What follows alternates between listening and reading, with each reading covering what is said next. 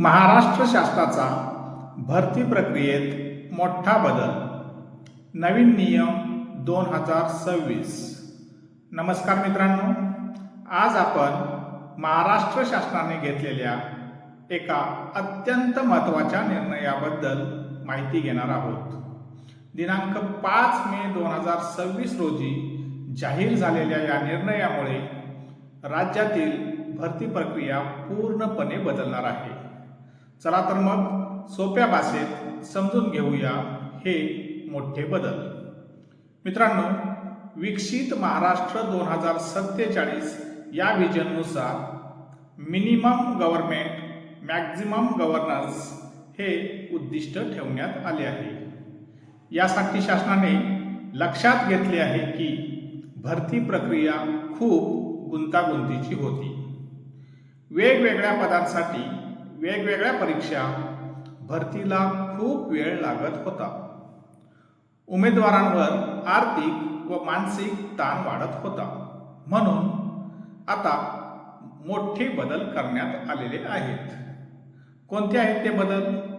मुख्य बदल असे: 1. सर्व भरती MPSC म्हणजेच महाराष्ट्र लोकसेवा आयोगामार्फत आता गट अ ते गट क पर्यंतच्या सर्व पदांची भरती MPSC कडूनच केली जाणार।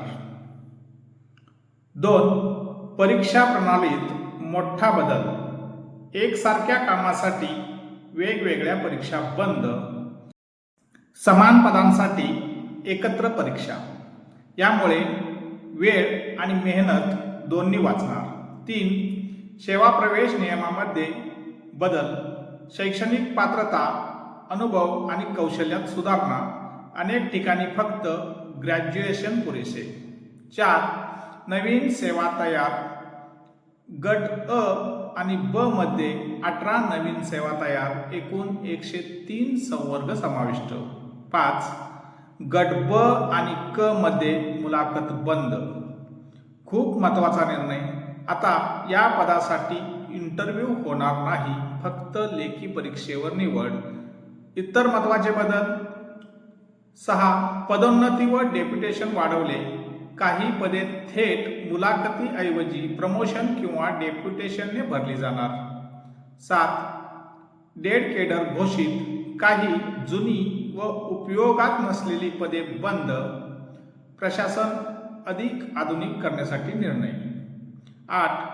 विभागांना वेळ मर्यादा, 15 दिवसात नियम माहिती अपडेट करणे, 1 महिन्यात सर्व प्रक्रिया पूर्ण करणे।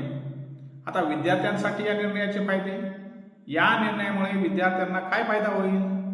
कमी परीक्षा, कमी खर्च, कमी ताण, पारदर्शक प्रक्रिया, जलद भरती, समान संधी। मित्रांनो, हा निर्णय महाराष्ट्रातील भरती प्रक्रियेत एक क्रांतिकारी बदल आहे।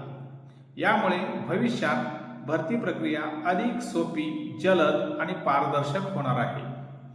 परंतु यामधून शिक्षक भरती, पोलीस भरती आणि अनुकंपा तत्वाची पदे वगळलेली आहेत। आता असे केल्यामुळे नेमणुकीतील भ्रष्टाचार कमी होईल। तुमचे मत काय आहे या निर्णयाबद्दल?